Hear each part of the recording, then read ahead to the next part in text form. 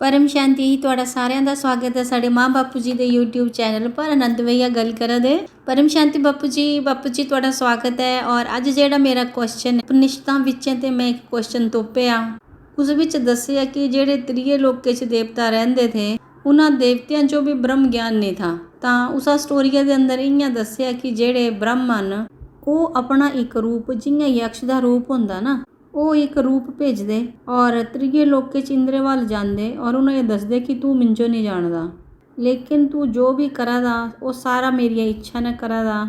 ਤਾਂ ਫਿਰ ਉਹਨੇ ਸੋਚਿਆ ਕਿ ਇਹ ਕੌਣ ਹਨ ਜਿਹੜੇ ਮਿੰਜੋ ਨੇ ਬੋਲਿਆ ਦੇ ਕਿ ਤੂੰ ਮਿੰਜੋ ਨਹੀਂ ਜਾਣਦਾ। ਤਾਂ ਮੇਰਾ ਕੁਐਸਚਨ ਇੱਥੇ ਇਹ ਹੈ ਕਿ ਕਿਆ ਦੇਵਤਾ ਵੀ ਬ੍ਰਹਮ ਜੋ ਨਹੀਂ ਜਾਣੀ ਸਕਦੇ? ਤੁਸਾਂ ਦੱਸਾ ਬਾਪੂ ਜੀ ਗੱਲ ਕਰਾ ਦੇ। ਦਿਖਾ ਜਿਹੜਾ ਦੇਵ ਲੋਕ ਹੈ, ਇੰਦਰ ਲੋਕ ਹੈ, ਉਹ ਭੋਗ ਵਿਲਾਸ ਵਾਸਤੇ ਬਣੇ ਆ। ਉਹ ਭੋਗੀ ਲੋਕ ਹਨ, ਦੇਵਤਾ ਭੋਗੀ ਹੁੰਦੇ। ਤੁਹਾਂ ਸਾਰੇ ਦਿਖਾ ਇੰਦਰੇ ਵੀ ਦਿਖਾ, ਇੰਦਰੇ ਦਾ ਕਰੈਕਟਰ ਤਾਂ ਤੁਸਾਂ ਜਾਣਦੇ ਹੀ ਹਨ ਸਭ ਕੁਝ। ਤਾਂ ਜਿਹੜੇ ਦੇਵਤਾ ਹਨ ਉਹ ਭੋਗੀ ਹੁੰਦੇ। ਸੰਝਾ ਭਿਆਗਾ ਕਿਆ ਕਰਨਾ, ਸੋਮ ਰਸ ਪੀਣਾ ਔਰ ਨੱਚਣਾ ਗਾਣਾ ਸੁਣਨਾ ਬਸ। ਜਿਹੜੀਆਂ ਉਹਨਾਂ ਦੀਆਂ ਅਪਸਰਾएं ਹੁੰਦੀਆਂ ਉਹਨਾਂ ਤਾਂ ਤੁਸਾਂ ਜਾਣਦੇ ਹਨ। ਅਨੰਤ ਭਈਆ ਗੱਲ ਕਰਾ ਦੇ ਬਾਪੂ ਜੀ, ਉਹਨਾਂ ਜੋ ਡਿਊਟੀ ਵੀ ਤਾਂ ਦਿੱਤੀ ਥੀ ਨਾ ਬਾਪੂ ਜੀ ਗੱਲ ਕਰਾ ਦੇ, ਉੱਥੇ ਤਾਂ ਕੋਈ ਡਿਊਟੀ ਨਹੀਂ ਹੁੰਦੀ।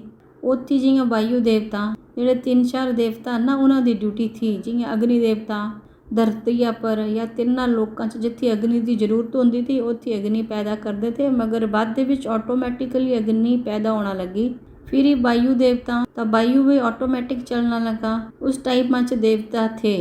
ਇਹ ਬੜੀਆਂ ਪੁਰਾਣੀਆਂ ਕਹਾਣੀਆਂ ਹਨ, ਇਹ ਪੁਰਾਣੀ ਹਿਸਟਰੀ ਜੀਓਗ੍ਰਾਫੀ ਹੈ। ਤਾਂ ਜਿਹੜੇ ਇਹ ਦੇਵਤਾ ਨੇ ਇਹਨਾਂ ਨੂੰ ਕੋਈ ਕੰਮ ਧੰਦਾ ਤਾਂ ਹੁੰਦਾ ਨਹੀਂ, ਉਹਨਾਂ ਨੇ ਤਾਂ ਕੋਈ ਕਮਾਈ ਕਰਨਾ ਜਾਣਾ ਨਹੀਂ ਹੈ। ਉਹਨਾਂ ਨੇ ਤਾਂ ਕੋਈ ਦਿਆ ਦੁੱਖ ਨਹੀਂ ਥਾ ਕਿ ਮੇਰਾ ਲॉस ਹੋਈ ਗਿਆ, ਮੇਰਾ ਬਿਜ਼ਨਸ ਲॉस ਹੋਈ ਗਿਆ, ਦਿਆ ਕੁਛ ਥਾ ਨਹੀਂ ਉਹਨਾਂ ਨੂੰ।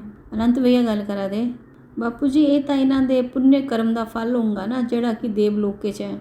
ਬਾਪੂ ਜੀ ਗੱਲ ਕਰਾ ਦੇ ਹਾਂ, ਉਹਨਾਂ ਦੇ ਪੁੰਨ ਕਰਮਾਂ ਦਾ ਹੀ ਫਲ ਹੁੰਦਾ। ਉਹ ਭੋਗੀ ਲੈਂਦੇ, ਪਰ ਬਾਅਦ 'ਚ ਉੱਥੇ ਜੀ ਜਿਹੜਾ ਭੋਗ ਹੁੰਦਾ ਉੱਥੇ ਇਹ ਚਾਰੋਂ ओर भोग ही भोगਦੇ।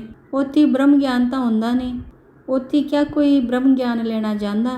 ਮਤਲਬ ਨੋਰਮਲ ਗਿਆਨ ਵੀ ਕੋਈ ਲੈਣਾ ਜਾਂਦਾ? ਸੁਣਦਾ ਹੀ ਕੋਈ ਗਿਆਨ ਮਤਲਬ ਕੋਈ ਭਗਵਾਨ ਦਾ ਗਿਆਨ ਸੁਣਾਏ ਤਾਂ ਕੋਈ ਸੁਣਦਾ? ਬ੍ਰਹਮ ਲੋਕ ਤਾਂ ਨਹੀਂ ਸੁਣਦੇ ਨਾ। ਕਿਉਂ ਨਹੀਂ ਸੁਣਦੇ? ਅੱਜ ਵੀ ਧਰਤੀ ਉੱਪਰ ਦਿਖਾ ਜਿਨ੍ਹਾਂ ਵੱਲ ਪੈਸਾ ਹੈ, ਖੂਬ ਪੈਸਾ ਹੁੰਦਾ, ਤਾਂ ਕਿਆ ਉਹ ਬ੍ਰਹਮ ਗਿਆਨ ਜਾਣਦੇ? ਅਨੰਤ ਭਈਆ ਗੱਲ ਕਰਦੇ ਨਹੀਂ ਬਾਪੂ ਜੀ ਗੱਲ ਕਰਦੇ, ਇਹ ਤਾਂ ਕੋਈ ਦੇਵੀ ਦੇਵਤਾ ਹਨ ਜਾਂ ਮੰਦਰ 'ਚ ਗਏ ਤਾਂ ਨਮਸਕਾਰ ਕਰੀ ਤਾਂ ਬਸ।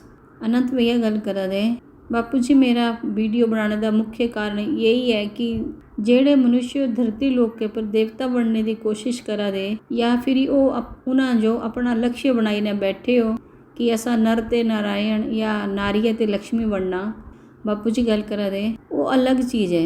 नर ते नारायण नारी ते लक्ष्मी बनना वो शास्त्रां 'ਚ लिखे आ।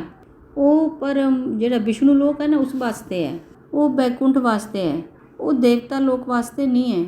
ਜਿਹੜੇ ਗਿਆਨੀ ਹਨ, ਜਿਹੜੇ ਨਾਰਾਇਣ ਜੋ ਮੰਨਦੇ ਜਾਂ ਵਿਸ਼ਨੂੰ ਦੀ ਪੂਜਾ ਕਰਦੇ, ਉਹਨਾਂ ਨੂੰ ਪਤਾ ਹੈ ਕਿ ਮਿੰਜੋ ਵਿਸ਼ਨੂੰ ਲੋਕ ਜਾਣਾ ਹੈ। ਜਿਨ੍ਹਾਂ ਨੂੰ ਇਹ ਗਿਆਨ ਹੈ ਕਿ ਅਸਾਂ ਸਵਰਗ ਲੋਕ 'ਚ ਨਹੀਂ ਜਾਣਾ ਹੈ, ਜਿਨ੍ਹਾਂ ਦਾ ਸਵਰਗ ਲੋਕ 'ਚ ਜਾਣੇ ਦਾ ਲਕਸ਼ ਹੁੰਦਾ, ਤਾਂ ਸਵਰਗ ਲੋਕ 'ਚ ਵੀ ਭੋਗ ਹੈ ਨਾ।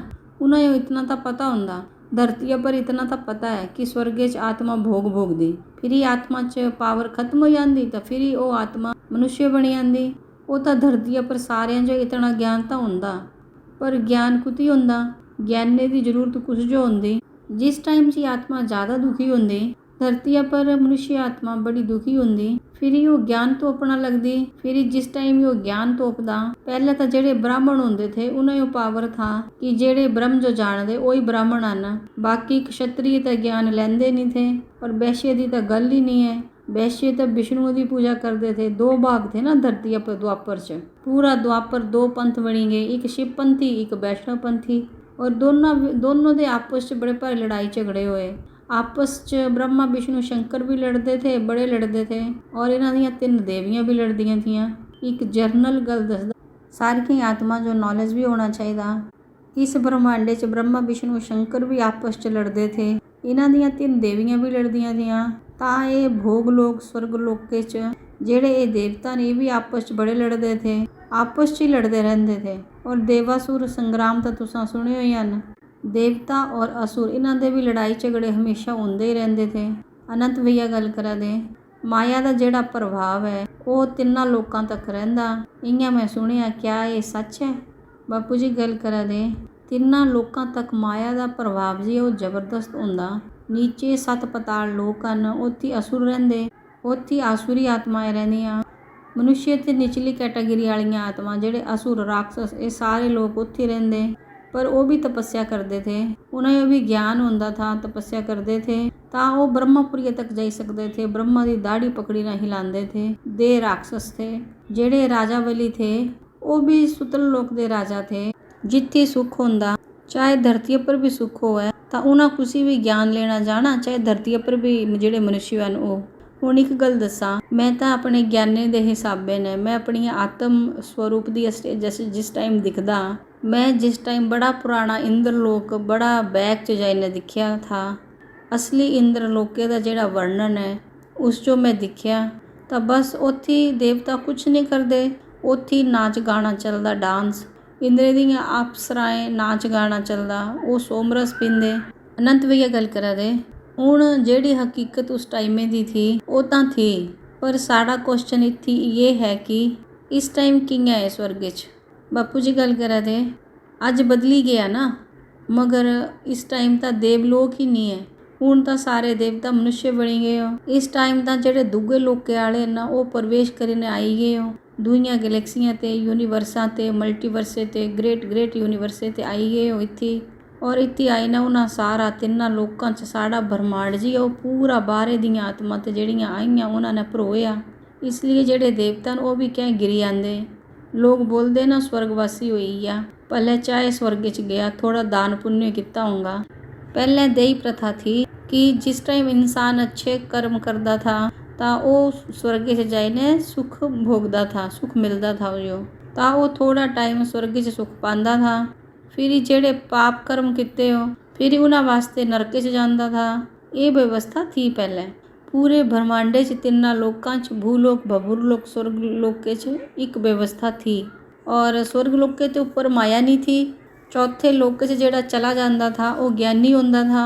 वो महालोक च बड़े बड़े ज्ञानी महर्षि उत्थे तपस्या करते थे। उपरे जाने वास्ते महालोक के ऊपर जनलोक, तपलोक, फिर ब्रह्मपुरी, विष्णुपुरी, शिवपुरी, फिर परमधाम। ता ब्रह्म ज्ञानी मतलब जेड़े ब्रह्म स्वरूप जो निराकार जो मनने वाले होंदे थे उन्हें जो ब्रह्म ज्ञानी बोलते थे। पर ब्रह्म परमेश्वर जो मनते थे, निराकार जो मनते थे, जेड़े परमधाम च रहिंदे, जेड़ा इस ब्रह्मांड का रचयिता है ओरिजिनल पर ब्रह्म मतलब वही ओरिजिनल पर ब्रह्म। हमेशा हर ब्रह्मांडे का पर ब्रह्म परमेश्वर निराकारी मालिक होंदा, वही रचयिता होंदा, वही आकारी रूप च काम करवांदा। तां सीधी गल है देवता कदी भी ज्ञान नहीं सुनते। दिखा महादेव भी बार बार सारे देवतियां जो बोलते। बड़ी समझने वाली गल है कि पहले जिस टाइम असुर घोर तपस्या करते थे, असुर सारे महादेव की तपस्या करते थे। महादेव मतलब शंकर, जेड़े हिमालय च रहिंदे, शंकर पार्वती इन्हां दे बच्चे हैं गणेश कार्तिके, तो उन्हां दी उपासना करते थे। वो वरदान दिंदे थे असुरां जो, वो बोलते थे मतलब देवता बोलते थे तुहां मेरी उपासना करा तो तुहां भी वरदान मिलना। पर देवता ना कोई किसी की उपासना करते थे, देवता लोग ना कोई तपस्या करते थे, ना किसी का ज्ञान लेंदे थे, ना सुनते थे। इतने अहंकारी होंदे थे देवता लोग, इतने अहंकारी होंदे थे। अरे असां तां स्वर्गवासी हैं, अरे स्वर्गवासी क्या, उन्हें जो पता नहीं है थोड़े समय के बाद नीचे नरकवासी बनी आना। क्योंकि अगर उन्हों का पुण्य खत्म हो गया, पूरा हो गया तो तुरंत तिन्हें नरक च भेजी दिंदे थे। पहले दही व्यवस्था थी तो इं हिसाब किताब होंदा था। अनंत भैया गल करा दे, मैं इत्थे एक रामायण का किस्सा पाना चाहता। जिस टाइम भगवान राम धरती पर थे तो वो बनवासे के समय एक ऋषि मुनिए के आश्रम च पहुँचने वाले थे। तो उस मुनिए लेने वास्ते इंद्र आए अपना यान लेने। उस ऋषि मुनिए रिक्वेस्ट की कि तुहाडा समय पूरा हो गया, तुसा चला मेरे कन्ने स्वर्ग च। तो उन्हां ऋषि मुनिया ने अपनी दिव्य दृष्टि ने देखा कि मेरे आश्रम च भगवान राम आने वाले हैं। तो फिर उन्हां इंद्र बोलिया कि तुसा हुण चले जा, मैं अपनी इच्छा करने अपनी मर्जिया करने आई जाऊँगा। तो जिंगे ही वो इंद्र गए तो भगवान राम ने उन्हें दर्शन दिते। ऋषि मुनि ने जेड़ा भी भगवान राम जो देना था वो दिता। उसके बाद उन्हें अपनी इच्छा करने उन्होंने सामने ही ਉਹਨਾਂ ਆਪਣਾ ਸਰੀਰ ਅਗਨੀਆਂ 'ਚ ਤਪਾਈ ਨੇ ਉਹ ਤੁਰੰਤ ਹੀ ਉੱਪਰ ਚਲੇ ਗਏ। ਮਤਲਬ ਇਹ ਕਿ ਉਹ ਆਪਣੀਆਂ ਇੱਛਾ ਨੇ ਜਾਣਾ ਚਾਹੁੰਦੇ ਥੇ, ਉਹ ਇੰਦਰੇ ਕੰਨੇ ਵੀ ਨਹੀਂ ਗਏ। ਬਾਪੂ ਜੀ ਗੱਲ ਕਰਾ ਦੇ ਪਹਿਲੇ ਜਿਸ टाइम ऋषि मुनि त्याग तपस्या करते थे ਤਾਂ ਉਹਨਾਂ ਵੱਲ ਇਤਨੀ ਸ਼ਕਤੀ ਹੁੰਦੀ ਥੀ ਤਾਂ ਉਹ ਉੱਪਰ ਦੇ ਲੋਕਾਂ 'ਚ ਜਿਸ ਟਾਈਮ ਵੀ ਜਾਣਾ ਚਾਹਣ ਤਾਂ ਜਾਈ ਸਕਦੇ ਥੇ। ਇੱਕ ਸੈਕਿੰਡ 'ਚ ਵਿਅਕਤ ਤੇ ਅਵਿਅਕਤ ਸਵਰੂਪ ਧਾਰਨ કરીને ਉਹ ਜਾਈ ਸਕਦੇ ਥੇ। ਉਹਨਾਂ ਜੋ ਵਿਮਾਨ ਦੀ ਵੀ ਜ਼ਰੂਰਤ ਨਹੀਂ ਹੁੰਦੀ ਥੀ। ਪਹਿਲਾਂ ਤਾਂ ਵਿਅਕਤ ਤੇ ਅਵਿਅਕਤ ਮਤਲਬ ਤਿੰਨਾਂ ਤੱਤਵਾਂ ਦਾ ਸਰੀਰ, ਫਿਰ ਉੱਪਰ ਜਾਈਨੇ ਪਰਮ ਤੱਤਵਾਂ ਦਾ ਸਰੀਰ ਬਦਲੀ ਲੈਂਦੇ। ਉਹ ਬ੍ਰਹਮਪੁਰੀ ਤੱਕ ਜਾਂ ਵਿਸ਼ਨੂਪੁਰੀ ਤੱਕ ਜਾਈ ਸਕਦੇ ਥੇ। ਉਹਨਾਂ ਦੀ ਇੱਕ ਲਿਮਟ ਹੋ ਸਕਦੀ ਥੀ। ਜਿਹੜੇ ਵਿਸ਼ਨੂੰ ਭਗਤ ਹੁੰਦੇ ਥੇ ਉਹ ਬੈਕੁੰਠ ਤੱਕ ਜਾਈ ਸਕਦੇ ਥੇ ਔਰ ਜਿਹੜੇ ਇਹ ऋषि मुनि तपस्या करते थे वो ज़्यादातर तो ब्रह्म ज्ञानी थे। वो ब्रह्म की तपस्या करते थे। जियां मारकंडे मुनि थे तो इंद्रियो क्या बोलिया तेरियां जेड़ियां अप्सराएं हैं ना ये तो कुछ भी नहीं हैं, मैं तो ऊपर जेड़ियां ब्रह्मापुरी दियां अप्सराएं हैं उन्हें दिखा था।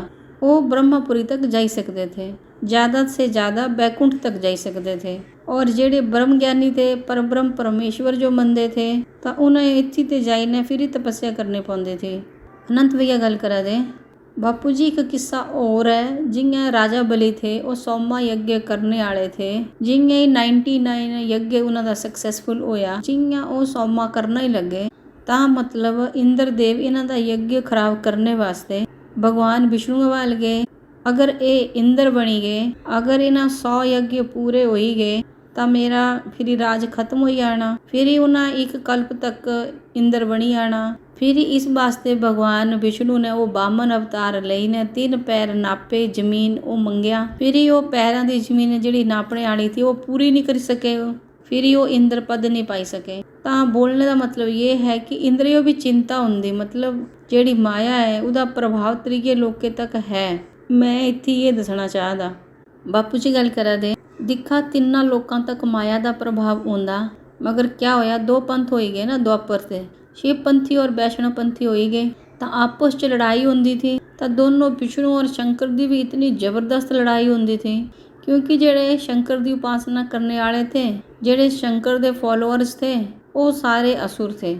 असुर ही इन्हां दी उपासना करते थे। वो रावण और भस्मपुर जिदियां लोकां जो वरदान दे दिंदे थे बड़े बड़े असुरां जो। शंकर जो भोलेनाथ भी बोलते ना, थोड़ी फ्लैटरिंग मतलब मक्खन लगाना, तो वो वरदान दे दिंदे थे। फिर विष्णु ये मुश्किल हो जाती थी क्योंकि भस्मासुर जदे राक्षसां जो मारने वास्ते भगवान विष्णु ये मोहिनी अवतार लेना पिया था ना। मतलब उन्हें विष्णु जी ने भगवान विष्णु ने मोहिनी का रूप धारण किया था ना, क्योंकि भगवान विष्णु का काम है पूरे ब्रह्मांडे का ही रक्षण करना, रक्षा करना। ब्रह्मा द्वारा सर्जन, विष्णु द्वारा पालन का कार्य दस्से है ना ग्रंथां च, और शंकर द्वारा विनाश। तो ये तिन्ना देवां च बांटिया था ये काम, तो दुनिया बंटी हुई थी। तो जेड़े देवता थे वो विष्णु मनते थे, जेड़े देवता थे वो विष्णु तो मनते थे पर उपासना नहीं करते थे। जिस टाइम दुख दर्द हो जाता था तो विष्णु वाल चले जाते थे। फिर ही उन्हें जो बोलते थे बचाओ बचाओ, उन विष्णु भी बिना त्याग तपस्या थे उन्होंने काम करते थे। जेड़े असुर थे उन्होंने कट्टर दुश्मन थे विष्णु। जेड़े असुर हैं वो धरती लोक के पर आई ने इंद्र दिए गदिए ना छीनी लैन, क्योंकि वो असुर था ना राजा बलि, सुतल लोके का राजा था, त्रिगे लोके का अतल वितल सुतल, ताकि ये असुर स्वर्ग लोके का राजा न बने। इसलिए इंद्र दे बोलने पर उन्हें बामन अवतार लिया विष्णु भगवान ने। इसलिए भगवान विष्णु कट्टर दुश्मन थे असुरां दे। वो नहीं चाहते थे कि धरती पर असुरां का राज होए, क्योंकि वो जानते थे कि असुरां कदी न कदी नुकसान करना। और जेड़े भोलेनाथ हैं वो असुरां जो वरदान दे दिंदे थे। इसलिए इस गल्ला दे कारण देवतियां और राक्षसां इन्हां दे कारण इन्हां दोनों दी मतलब भगवान विष्णु और भगवान शंकर दी लड़ाई होंदी थी।